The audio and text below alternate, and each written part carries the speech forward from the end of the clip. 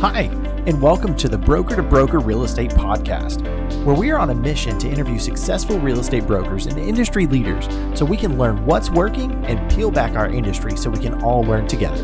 I'm your host, Nathan Daniel, and welcome to the show. We have a very, very special guest with us today. Her name is Molly Butler from RE/MAX Leading Edge in St. Augustine, Florida. I know she's been in the business for over 10 years, I believe, and I'm really excited to have her on the show. And so everybody, please give a round of applause to Miss Molly Butler. Welcome, Molly. How are you? Woo! Oh, thank you. Thank you. I'm great. Doing great today. Good. Yeah. So, take just a second and introduce yourself to everybody in the crowd, in the audience, listening online, watching on YouTube, wherever it is. Introduce yourself. Sure. So I'm Molly Butler. I am the broker owner of two RE/MAX Leading Edges in St. Augustine, Florida. Started about 3 years ago. Been in real estate about 10 years, a little over.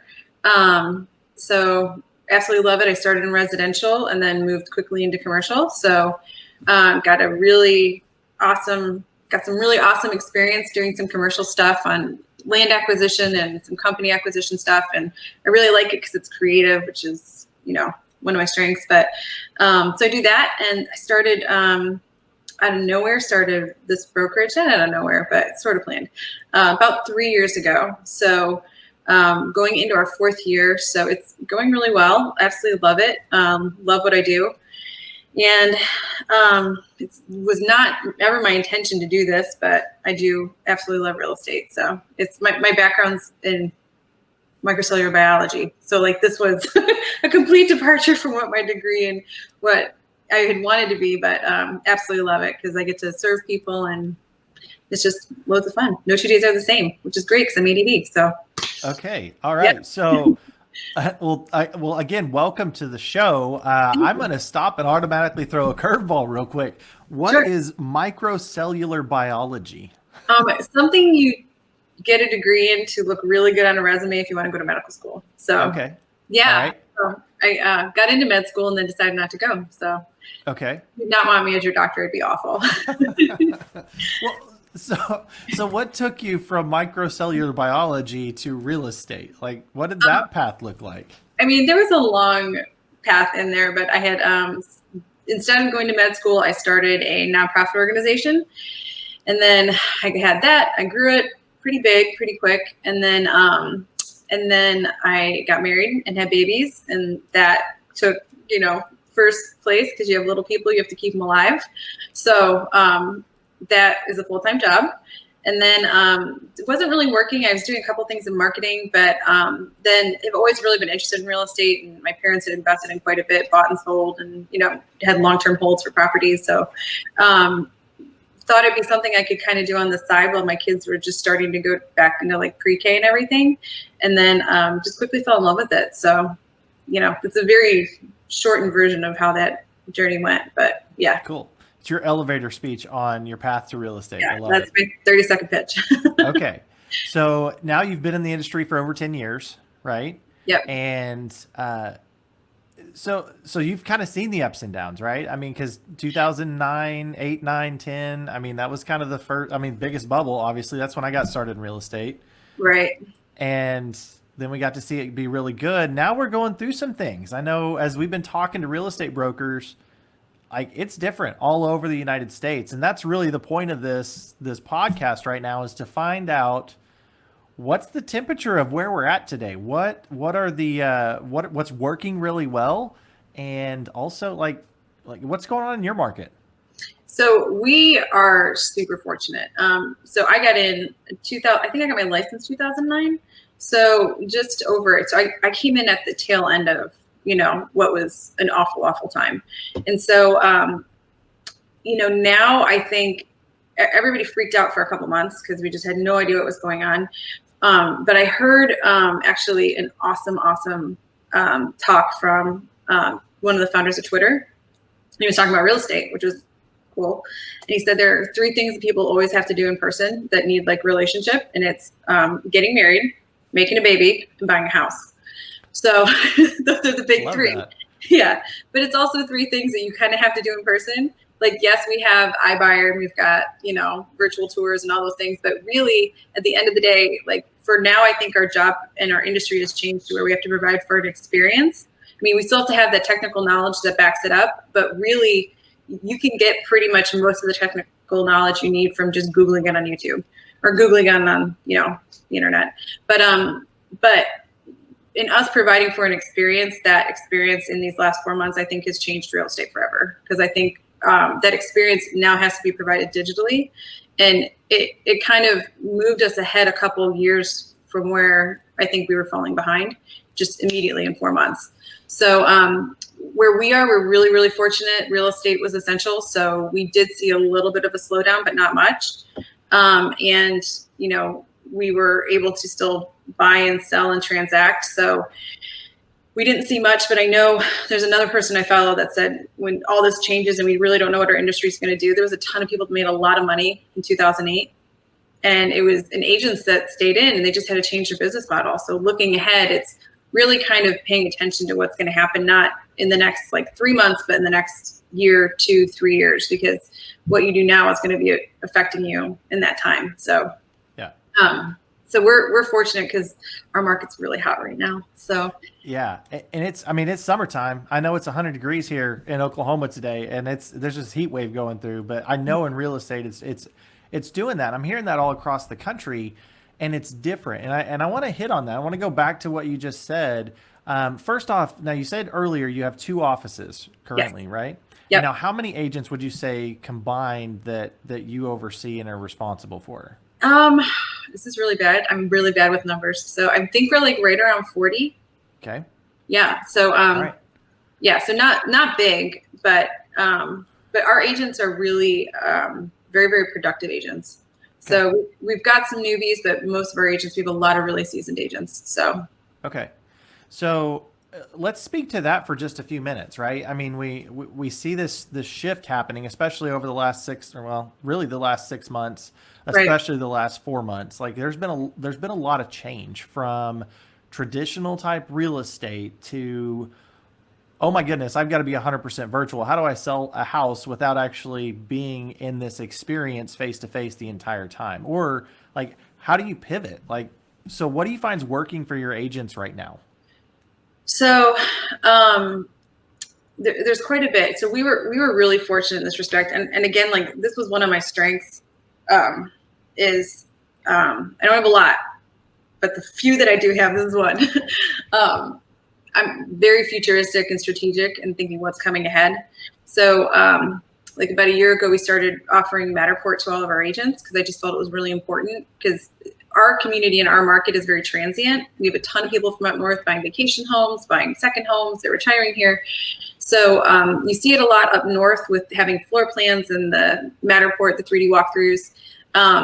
So those were provided for all of our listings, right out of the gate. So when this happened, we didn't really skip a beat. But what we did have to implement, and we were fortunate enough that it was all integrated because I'm a big believer in systems, was the video. So video's been huge. So, I mean, I love BombBomb. We use BombBomb a lot. Some people use it as a main CRM. It now integrates with our CRM, which is nice, and there's some pickups in there. But the BombBomb has been huge because when you're in Zoom, because when people can't meet and people can't, you can't get a sense of people when you're not near them. So that was the big thing that's been working for everybody is over communicating, but doing it via video because people don't want to read emails. They're typically misinterpreted and they can't get your inflection out of it. So, I send BombBombs all the time, because nobody will read an email if I send it, even if I put 18 asterisks and say this is really, really important. Nobody will read it, but they will watch my 30-second video on that. So video's been huge. Oh, absolutely. And I love BombBomb. I'm a BombBomb ambassador, if you want to call that. I know I've got the shirt, right? I mean, I think BombBomb, they've been around for a while as well. And I know with video, you were speaking to experience earlier. I know with video, you get to show your personality, whereas an email, it's pretty dry, right? Right. Exactly. So I love that you said that, because it's showing your personality. It's very easy to do, right? And I know with technology today, whether it's through Facebook Messenger, BombBomb, or a program like that, you pull your phone out, you shoot a quick video, and you're done, right? Right. And you get to do that.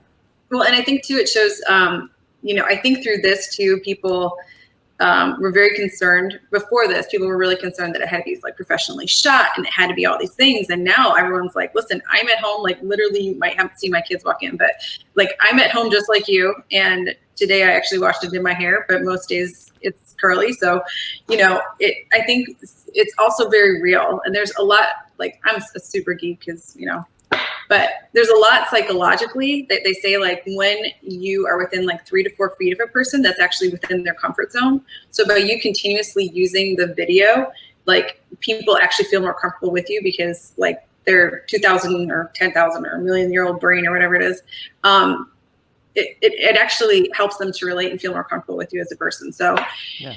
I think people got comfortable with saying, being more real and being more vulnerable, and just everybody kind of accepting that we're all in the same boat together as far as like what's going on.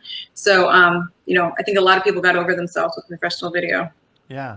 Well, I mean, be real. I mean, that's a tagline that I've got, right? Hashtag be real. And that's it. I mean, you've got to find your authentic voice and just don't be afraid to show that. And so let's dive into that a little bit. Cause as we were talking a little bit earlier,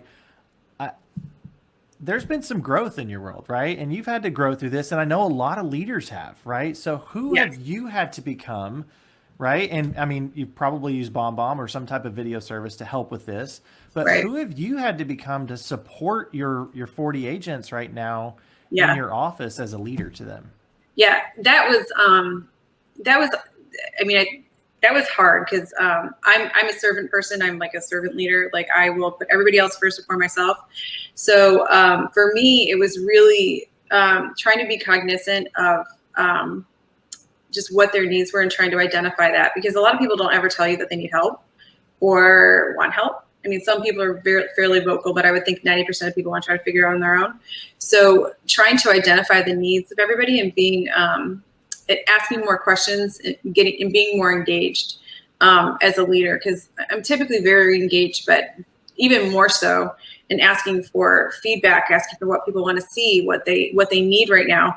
And also because I'm a mom and in the same boat as a lot of our agents, because a lot of them are moms, or just people at home, even if they're just home taking care of somebody else or just stuck in your house, realizing too that everybody's human. So you can't have 5 Zooms a week because you just get really, really burnt out. So just being more aware of the of just people's capacity, I think, and listening, truly having to, I love to talk, but truly having to like shut that down and listen. So yeah, that's it. So showing up for people in multiple ways, right? Yeah. And being open to shutting yourself down and listening, right, is super important as a leader. Absolutely. Yeah. Okay. 100%. All right. So knowing what you know now, looking back at the last 6 months, like knowing what you know now, is there anything else that you would do differently? I know I wrote my answer down earlier. So I'm trying to think. I mean, yes, for sure. So we actually shut down one of our offices that was located above an urgent care. I would have done that sooner because it was just not a healthy situation because they weren't, people were going in to get tested. So it was in the same building as an urgent care. Oh, wow. Sharing the same entrance. Yeah. So not a great place to be in 2020. Oh, yeah. Okay. I would have shut that down earlier. I would have, there was a program that we were looking to launch. And again, like it would have helped the agents, but it would have kept us all really, really involved. That was just like a concierge program we were building within our office. And we had to shut it down through doing a trade show for the agents. And we had to shut that down because of COVID. And I would have kept that going because it was small businesses that really did get affected while we're still operating. They were not. So, and I was very concerned and consumed with my agents, and this is first and foremost. And nobody knew what they didn't know. So we did not know what May was going to look like back in March. So, but I probably would have kept that going just to keep some more of our involvement with some of the local businesses that we work with. I mean, they all did okay. Fortunately, we kind of like limped our way through some of it, but I would have done a better job with that. So, okay. Yeah. So one, shutting down the place that was inside of the local ER. Yeah, I get that. Yeah. And then two, going back and make sure that you kept the concierge service going, because I mean, now pivoting, right? I mean, being flexible, we have to do that. And, I'm a big believer, right? Being the mayor of your town. And if you can help support your agents in doing that, like starting that, I could definitely see how that would bring value, not only to your agents, but also to those businesses as well. I mean, because I'm sure so many of them were affected, like all of us, with this whole shutdown that we've all been through recently. Yeah, for sure. So, okay. So tell me a little bit about like a time that you failed and what did you learn from that? And how did you grow through that? Did you read my answers? Because this is my favorite answer. Yeah. All right. So I literally fail every day. I think it was, I don't know who said it, Dave Ramsey, somebody. I listen to podcasts every day, but so now I'm going to listen to yours. But so I just sit on a mountain of failures like every day. I'm not, I wrote a really good book about failure and just not being afraid to fail, but also failing forward. So, but I truly just fail every single day and I just try to learn from it. I'm constantly analyzing myself and just saying, okay, I really stunk at that and I'm not going to do it again. And, try not to make the same mistakes twice, but it's just, you can't bet 1,000 and it's just, you just keep going and swinging and you just keep learning. And that's pretty much it. I mean, I think the one thing, cause I'm not a numbers person, I'm pretty decent about leveraging out my weaknesses, but the one thing I would have done through, I don't know if it's through this or just in general, but my best friend is my CFO. And for a little while I was like, oh yeah, we can do this. We can handle this for like a year. And I was like, oh gosh, no, we can't. Like I would have definitely, money is not my item of success. Like it doesn't matter. I don't look at numbers. I don't like it. So, but I would have paid more attention to that because as a business owner, you would just have to. Like I knew to a degree, but I would have dug deeper. So right out of the get-go. As far as, do you think you got too close as friends, business? Is that what you're saying? Or is that something else? Not at all. Just paying attention to profitability. Like I like LaCroix in my office and I like lots of snacks and I like all these really pretty, lovely things that I'm just like, oh, we're just going to buy them all. But then now like that I've made a commitment to actually pay attention. I'm like, oh, wow, we just spent like tons of money on all this stuff that didn't really give us any return. Like it was nice and I liked that it was there, but just focusing more on like, okay.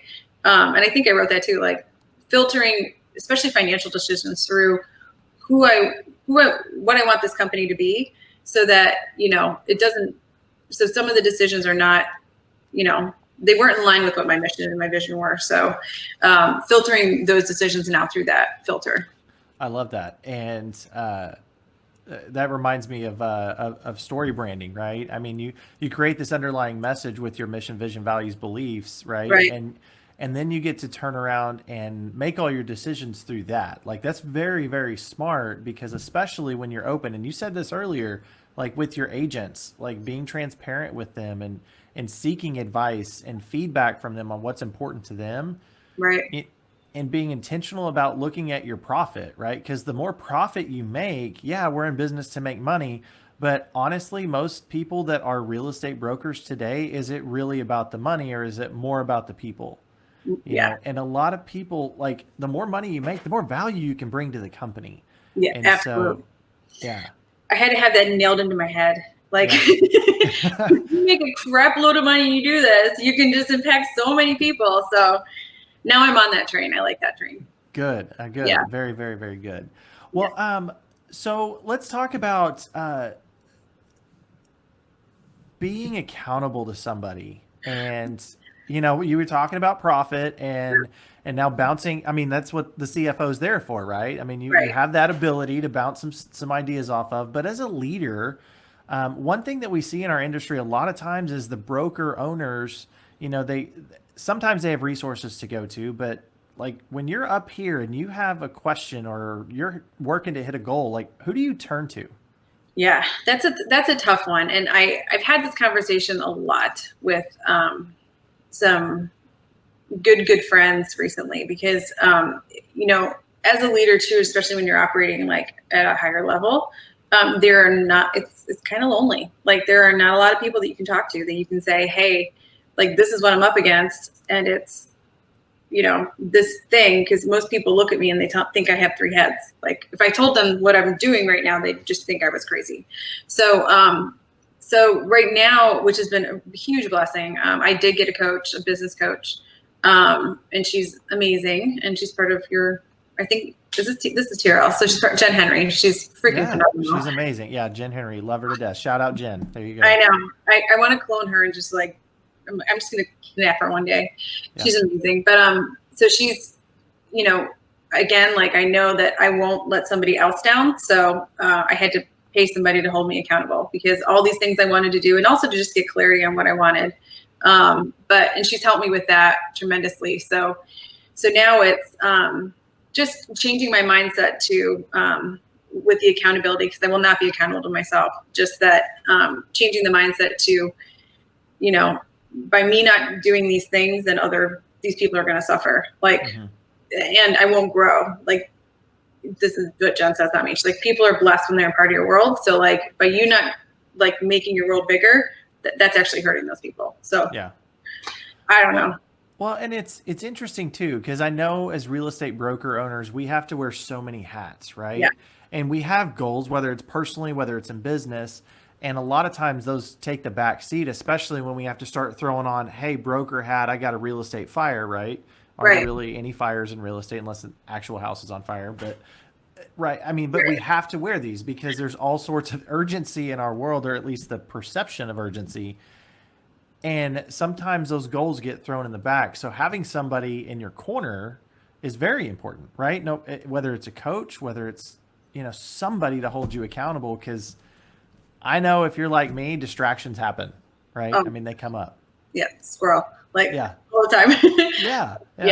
I mean, I really just try to focus on doing like one goal and just doing one thing every day. That's it. Yeah. Just one. Like if I can do that, then, because there's some days I can't get anything done because, you know, your phone just rings off the hook, but just doing one thing that moves me closer to that is huge, because then I'm not ignoring it, because it's easy to get distracted for days or a week or weeks at a time. So if you're focusing on one thing and you're just doing one thing towards that goal every day, if it's small, like, but my main thing is like, if I can just do one thing every day, moving me towards that, then I'm in good shape. And getting rid of the distraction too. I think that's huge. Yeah. And coming from commercial too, like before COVID hit, I was buying like 3 businesses, and I'm like, oh, I'm going to do this, and I can juggle all these plates. And it was a beautiful reset because it all fell through when COVID hit. But it also, you know, Jen and I talk about this a lot. It's just focus. It's like you channel all that energy into one thing, and that one thing's going to be amazing. But if you've got 100% of your energy divided up between 6 things, nobody's getting the best of you. So figuring out where you want the best of you to go is huge. Yeah. Yep. Well, very cool. Well, okay. So from 2 questions. First question is, if you were going to give advice to a real estate agent that's starting today, just launching, getting going, like what advice would you give to an agent to persevere through the changes and everything going on in our world? Yeah. So definitely that to start learning about business, like run your business like a business. I'm a huge reader. I'm an avid reader. I read everything. So I give out books like they're TikToks. Not TikToks. I was like, are we TikToking all of a sudden? Like we're on TikTok. Okay, here we go. I have teenage kids, so they're like, let me hear about TikTok all day long. No, like they're TikToks. So TikToks, okay. Yeah. So like the E-Myth, I think, is the #1 book any person getting into this business should read. But definitely to treat your business like a business. And also, just because you work for yourself doesn't mean you don't have to schedule. Like you have to have a schedule. Like every day you stick to a schedule, like you're showing up for a job somewhere else. And then also just, you know,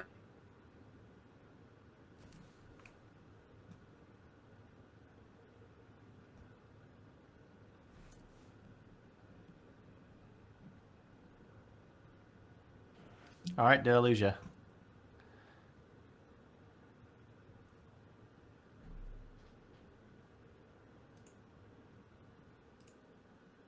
Oh, did I lose you?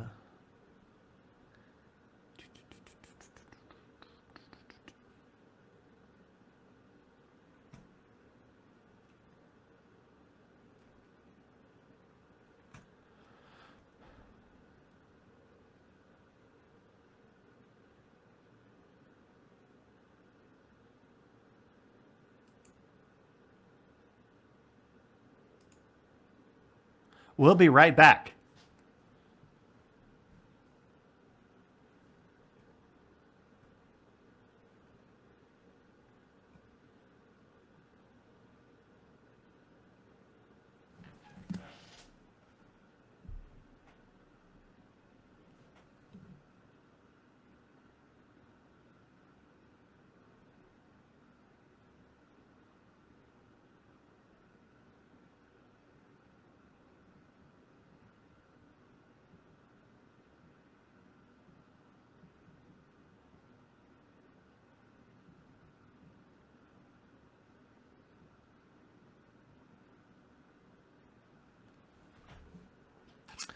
Come on back. Time to go.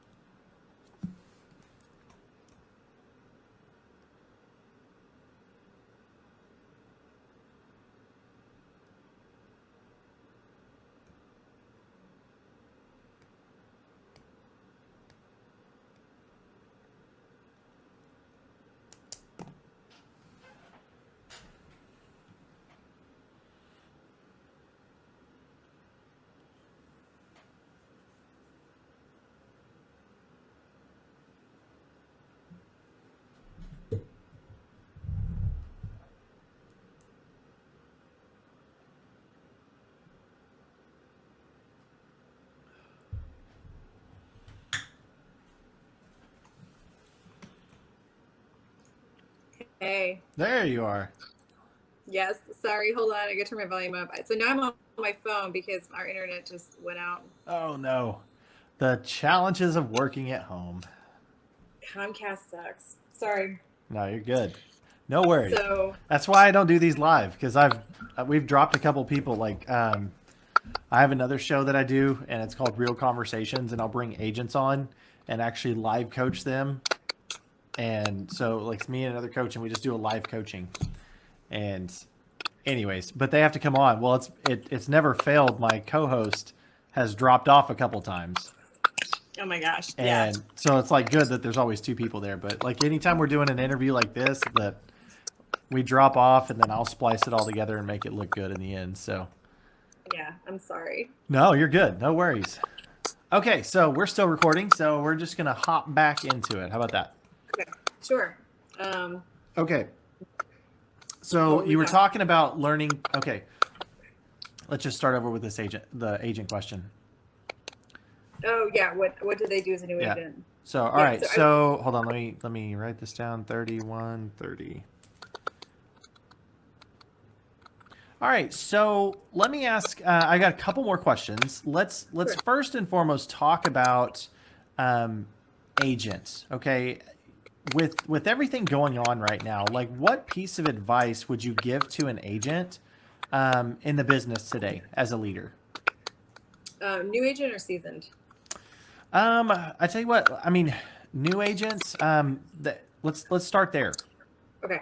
So new agents, definitely that to treat your business like a business. Read the book, The E-Myth. Yeah, that's a great book. It's and the E-Myth Revisited. I mean, I think do that one as well, but E-Myth is a great book. Yeah. And also just to, be cognizant of the fact that you've got to be learning based because you don't know what you don't know. And, everything people learn in real estate school, they can like drop 90% of it. So to really just go deep into trainings and coaching, but to trainings, coaching, and accountability, but to also just be aware that they don't have to do everything at once. Real estate's super, super basic. And if they just focus in the areas of their strength, they're going to be fine. But they don't have to pay attention to all the shiny, glittery things that are going on. They don't have to be good at everything. So just get really, really good at a couple things. Like I always say, like riches are in the niches. So get really, really good at something. But, patience is huge because it's a tough business, but you can do exceptionally well right out of the gate. But the big thing is just to be learning based because there's a lot to learn. Yeah. Yeah. So be learning based. Take your time and don't rush it. Don't rush it. Yeah. Yeah.